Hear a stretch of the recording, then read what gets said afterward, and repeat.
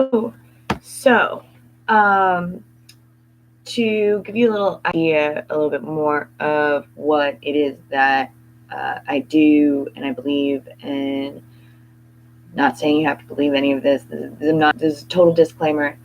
Um, but I just want you to kind of have an idea of where I'm coming from, because a lot of people put stuff on it that doesn't belong there.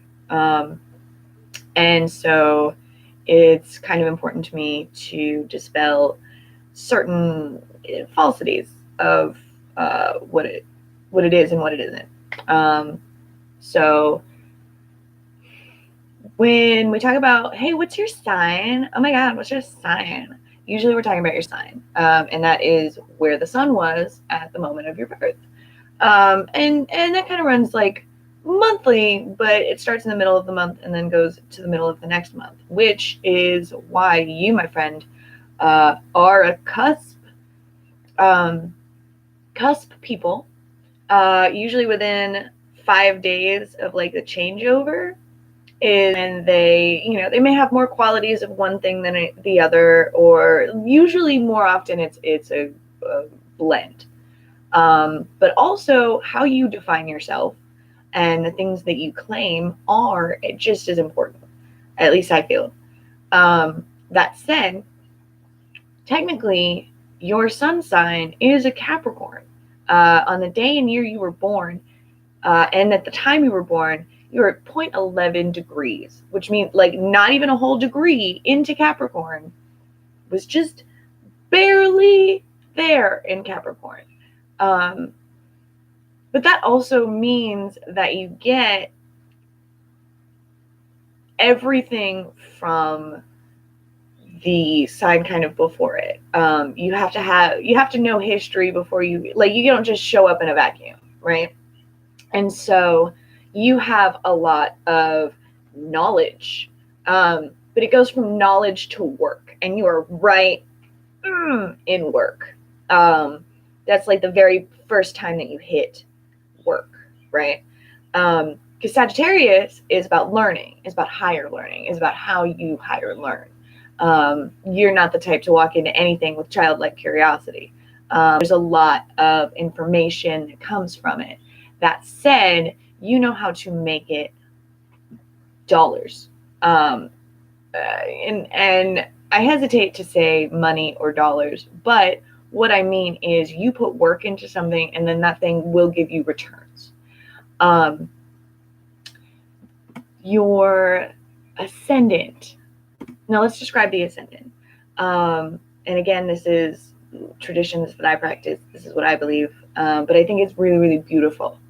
Is that your ascendant, the time and place and the moment that you were born, the thing you were looking at, that is the eyes with which you see the world.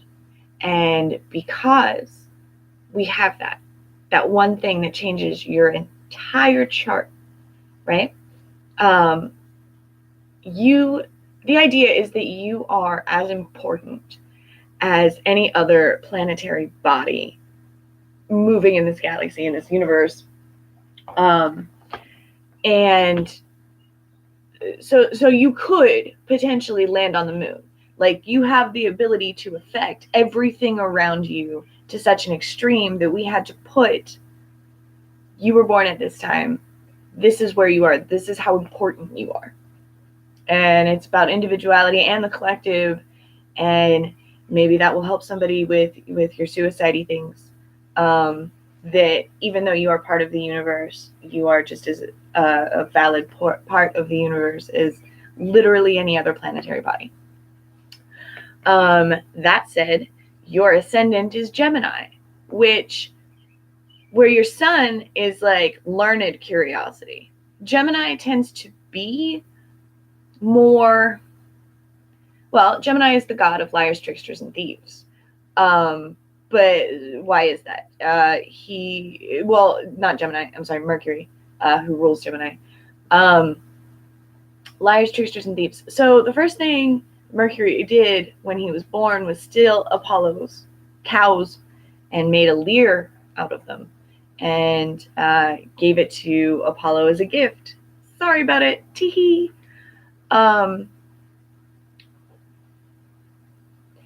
There is a fearlessness that comes from a Gemini rising. I'm also Gemini rising. But yours is way different than my flavor. And I'll explain that if you want later.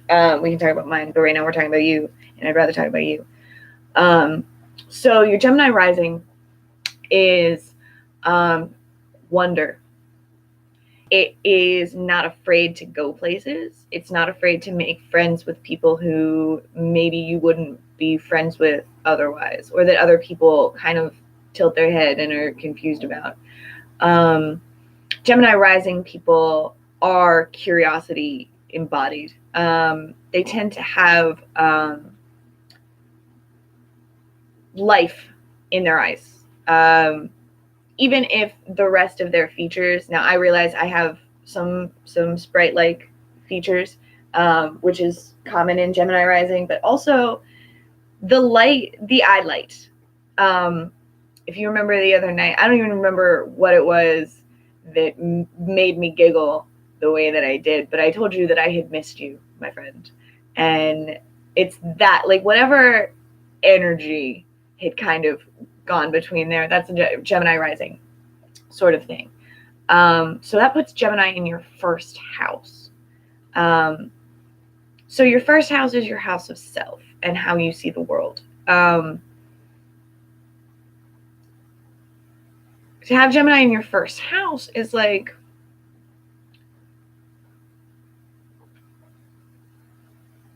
seeing people more than what they present, and knowing that you have so much more than you present. Now, that gets deeper, because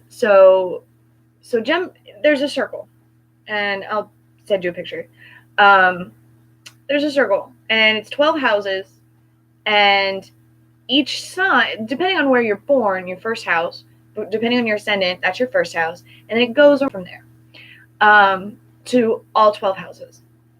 And each house has a significant thing, but each sign from Gemini, right, has its own specific place within that structure, in that map of you. This map is different to other people.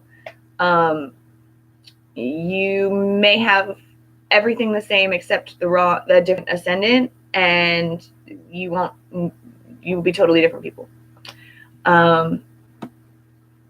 Okay, so your sun is in Capricorn, which would make it the 7th house,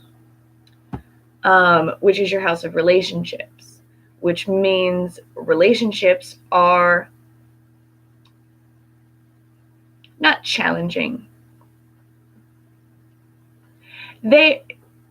It has to be so special for Capricorn in the 7th house to kind of come out of the water and dedicate any kind of, like, anything to the relationship, and it will be the relationship, and it's very different than how anybody else might know you, in that you are very open, but there is a dedication to love. Like, it's a pedestal. It is something separate from the rest, and that's good. In your 6th house, then, is where you have your moon and Mercury and Uranus and Sagittarius. These are all thinking man things. So Sagittarius is luck and life and love and expansion, and you were born right under a new moon, which means you're more distilled, you're more concentrated, you're like an alcohol. You are the moon in Sagittarius. You are more forgiving, but it has a lot to do with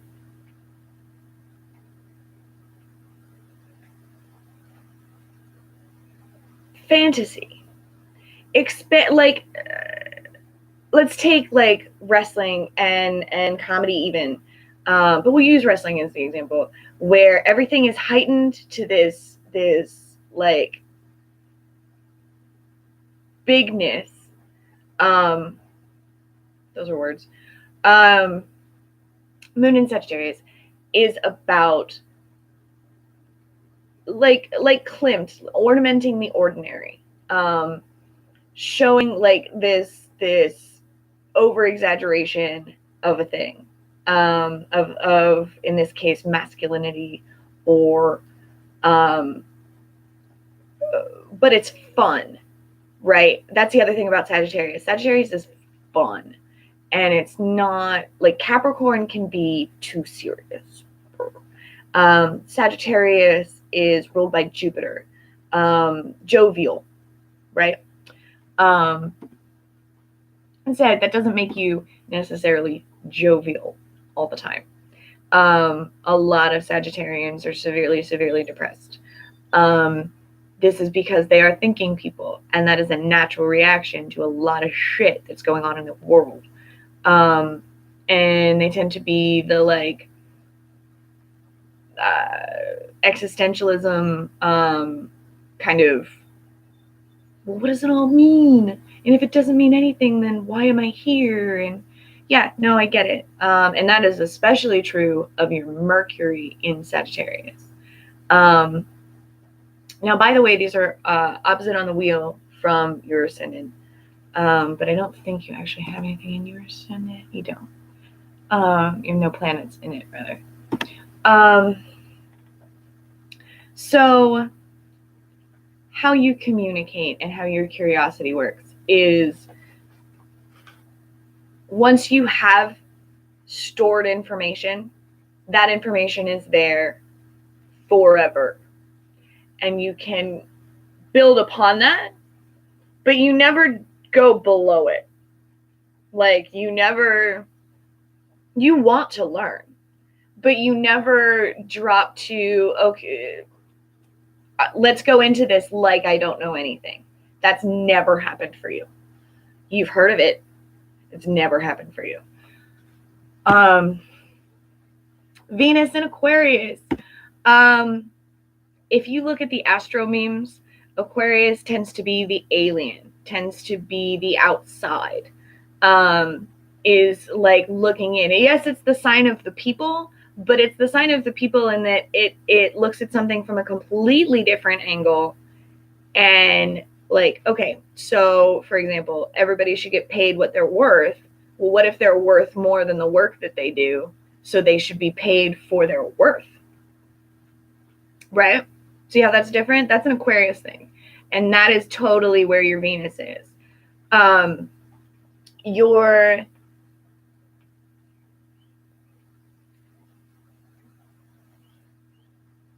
It's not that you're inexperienced when it comes to love.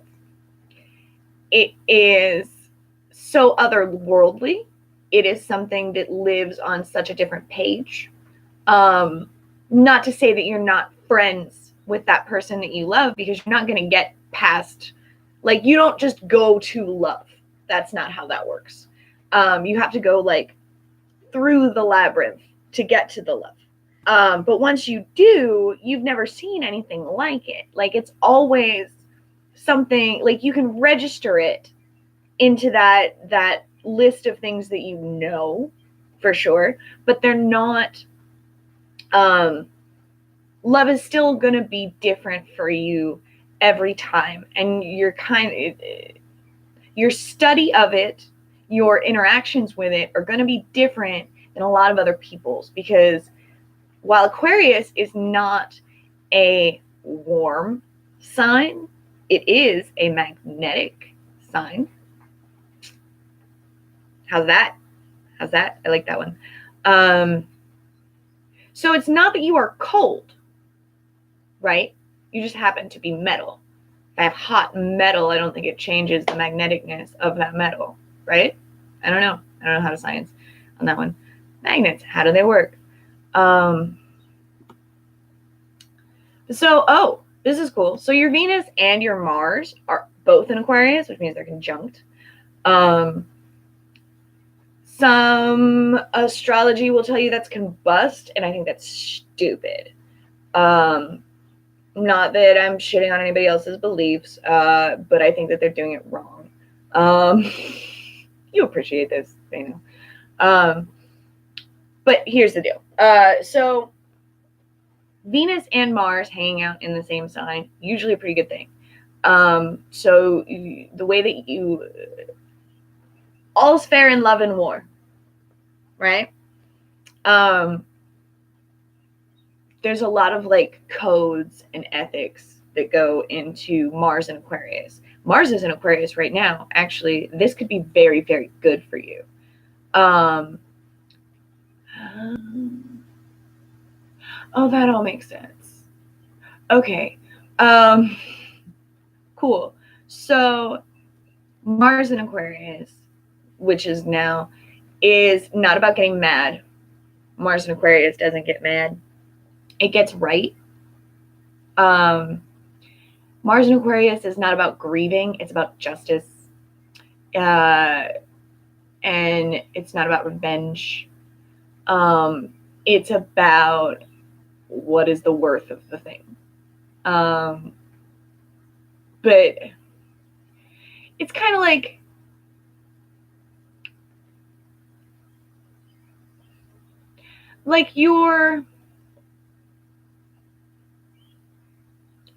even your passions are kind of distilled into this otherworldly idea, in that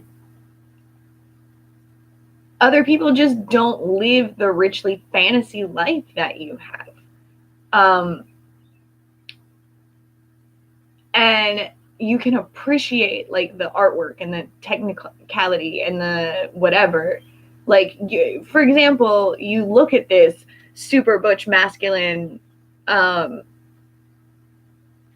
wrestling, right? Or Henry Rollins, and my reaction immediately is to the machismo of any of those things. And your reaction is, but what I like about it is the subversion. And that's very Mars and Aquarius.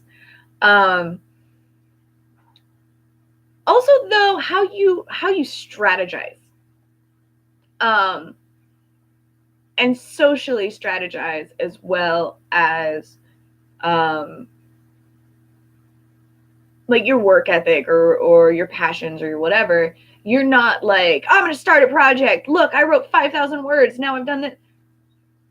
You'll finish it and then tell everybody what you did. You might share a couple excerpts here and there with very specific people, but there's a very plan to it. Part of why there's a very plan to it is you have seen some ugly things on the inside that you don't want to expose anybody else to. That's going to cause some blockages with Mars and Venus hanging out both in Aquarius. It's going to be beneficial in that you understand your motivations and you're very in tune with those. But it's going to leave you a little separate. You're of the people, but you're not in the people. You know what I'm saying?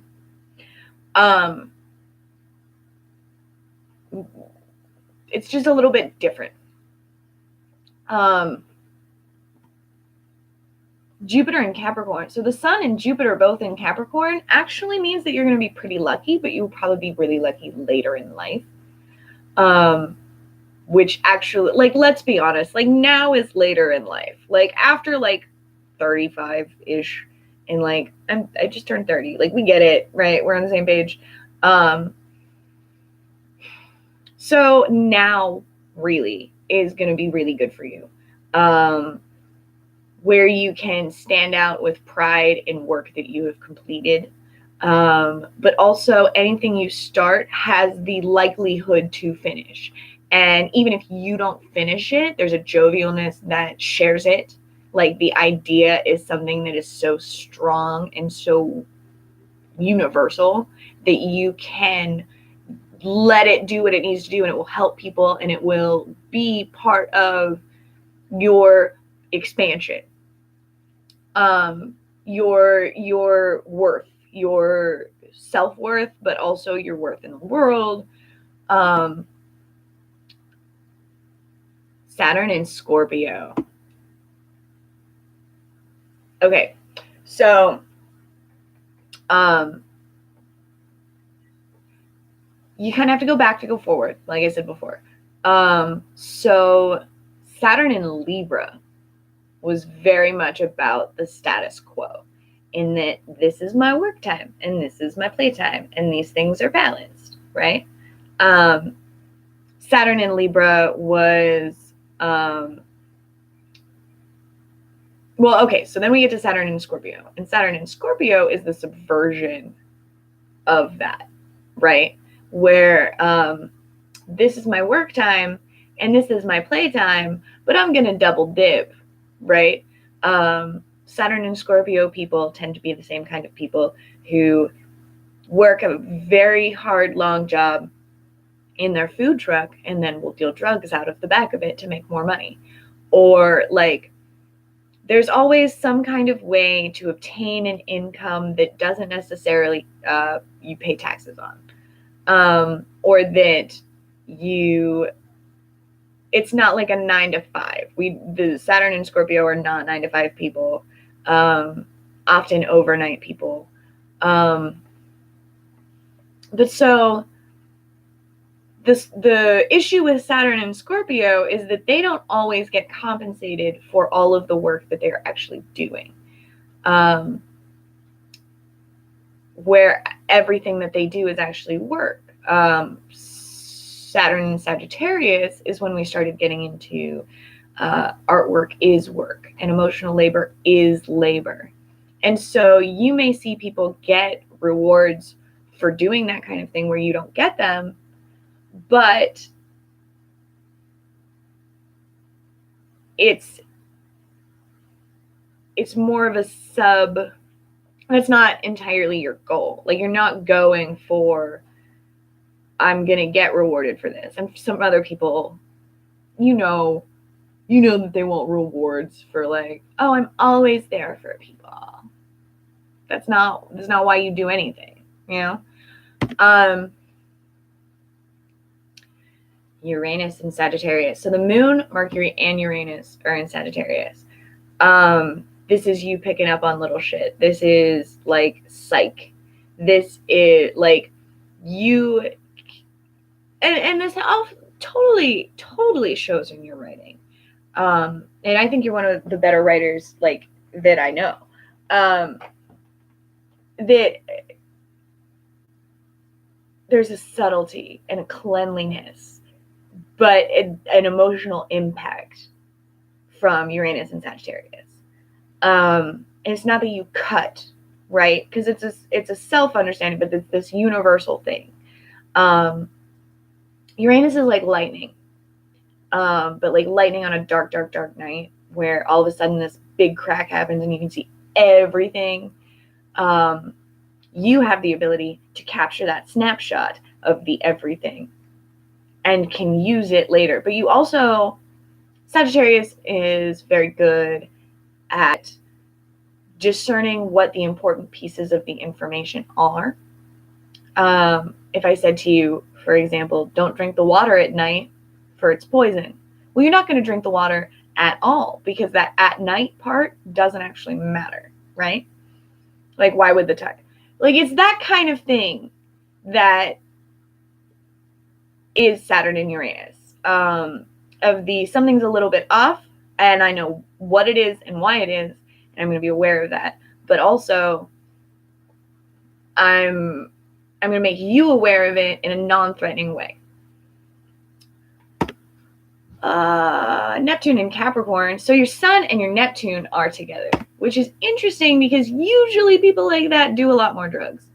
But that also, okay, so Neptune is about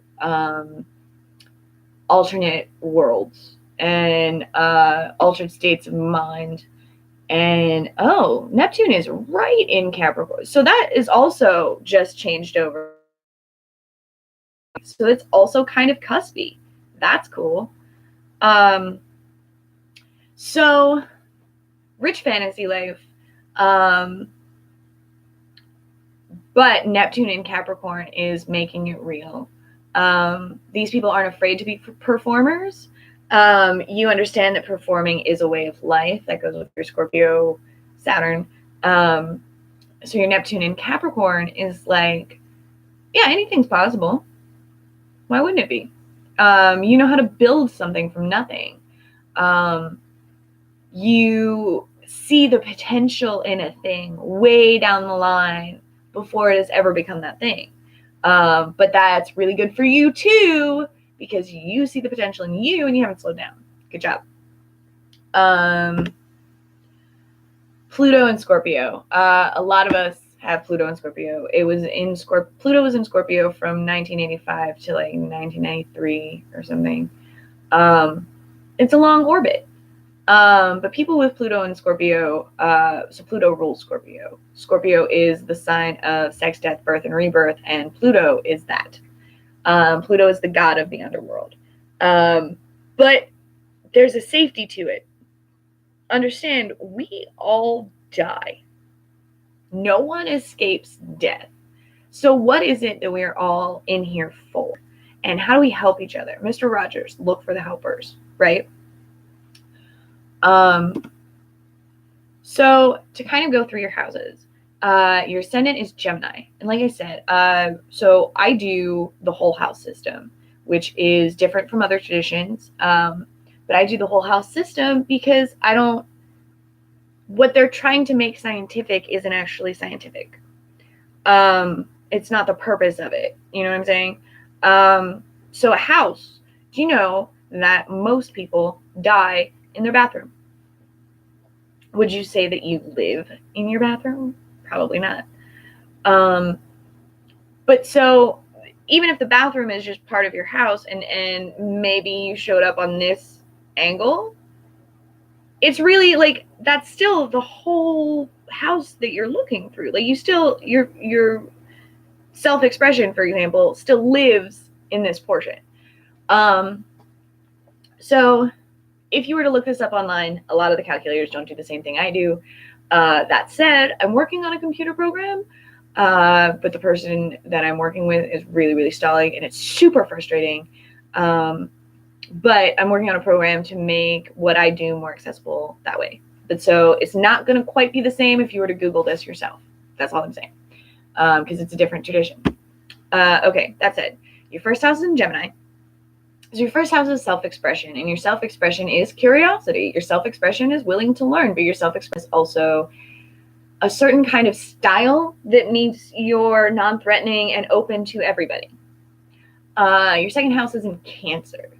So your second house is your house of home. And house of home in Cancer means that you keep that shit stable, motherfucker. Nobody messes. And that's great. That's exactly opposite your Capricorns, which are your Sun and your Neptune. Now, a lot of people will tell you oppositions are bad. I disagree. You can't have a full moon without an opposition. This is this is how you define the lines. And so your second house, your house of home in Cancer, which is the sign of home, but also the love you receive. Family is very important to you.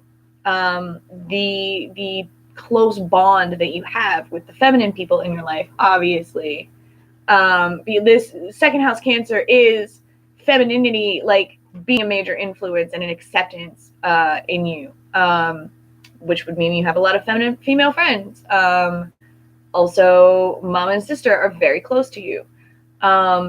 Your third house is in Leo. So your third house is the house of expression and art, and like consider it like from the time period of like when you first start coloring, right? Like just scribbling on something, or like I made a picture, woo, right? And that's in Leo, which like I said, like I have the image is still in my brain of like your hair just doing this magical like mane wah thing.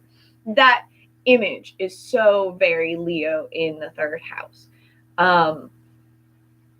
This is also a good writerly position and also a good performer position. It's subtlety, it's nuances, but it's being a like not afraid of public speaking, right? Like there's a fearlessness in expressing oneself, which could, being that is exactly opposite to Aquarius and Venus and Mars are in Aquarius, this might be something that you waver on a little bit.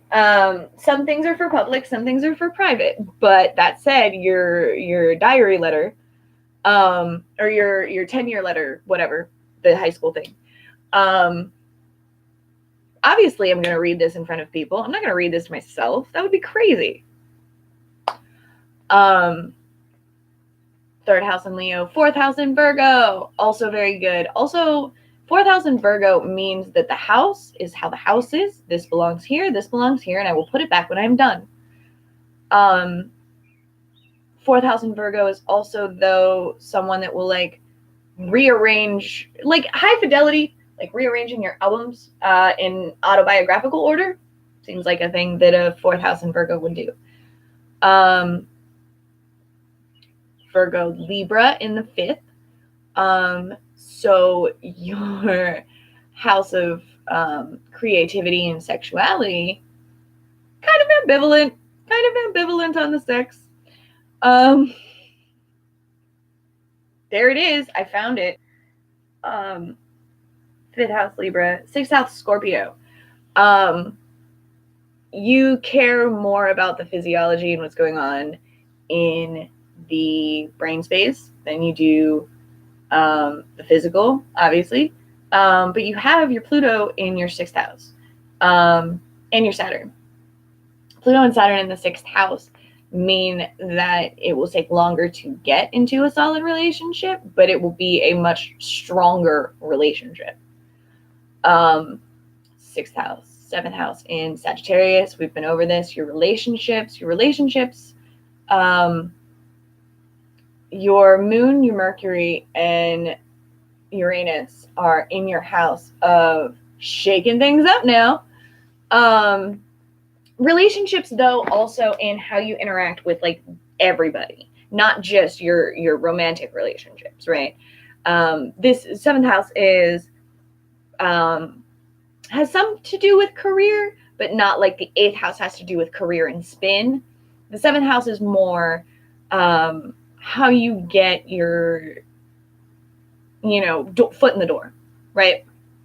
And for you, that has a lot to do with the people around you and the very learned people around you.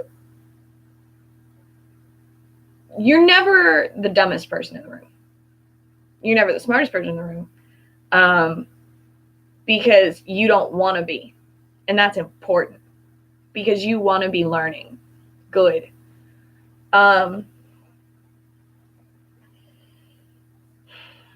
Seventh Sagittarius, eighth Capricorn. So yeah, Neptune, Jupiter, and the Sun are all in Capricorn in your eighth house. That usually indicates that there is a lot of death around you and that you are used to it.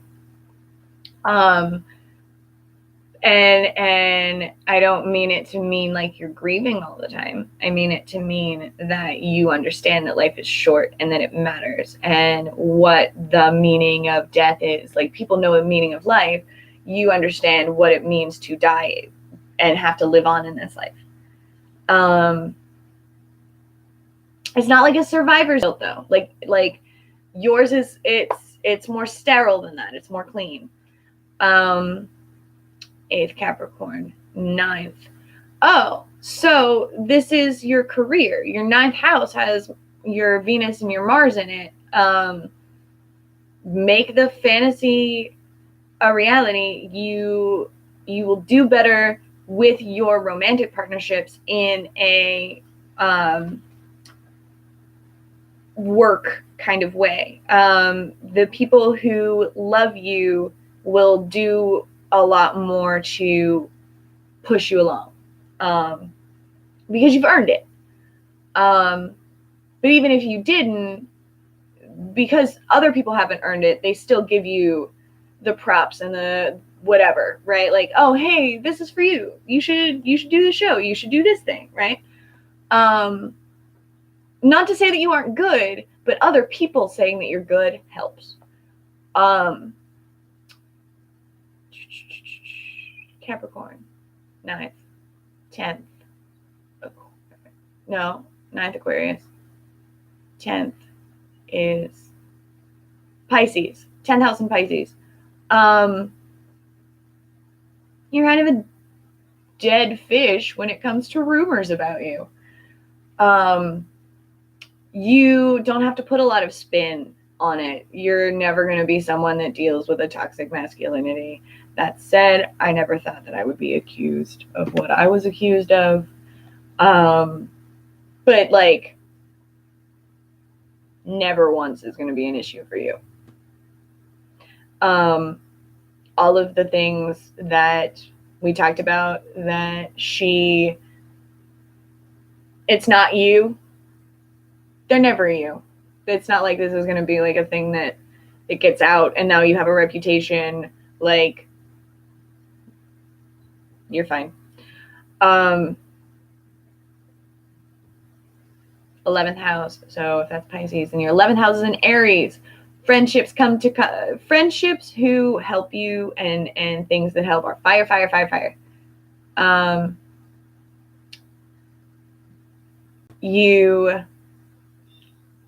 There's a brightness, the light, the, like, what are you drawn to? Like moth to a flame, right?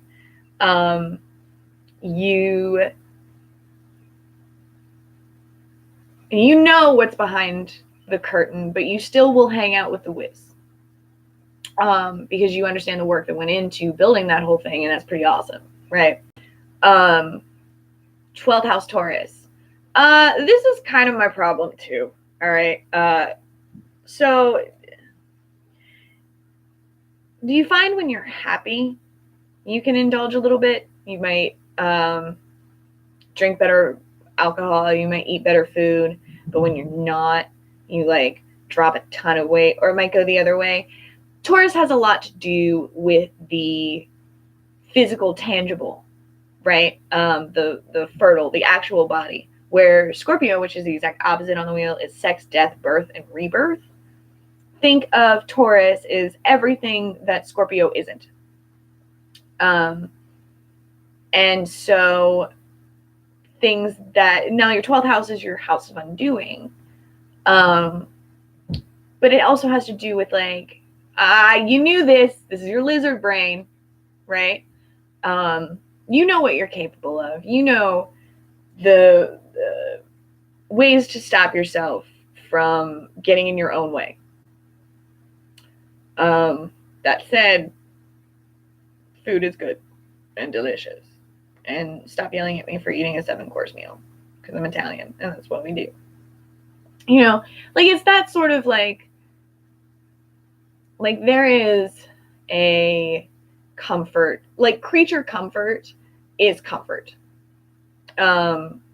Indulging is sometimes necessary. Everything in moderation, including moderation. But sometimes we're not good at moderation with Taurus in the 12th house. So 40 minutes. I think I hit everything that I can hit. I hope that was good. I hope you liked it. If you have any more questions, you can send them to me. I'm happy to answer them. If I didn't explain anything clearly or whatever, happy to do. But this is what I do. So, see ya.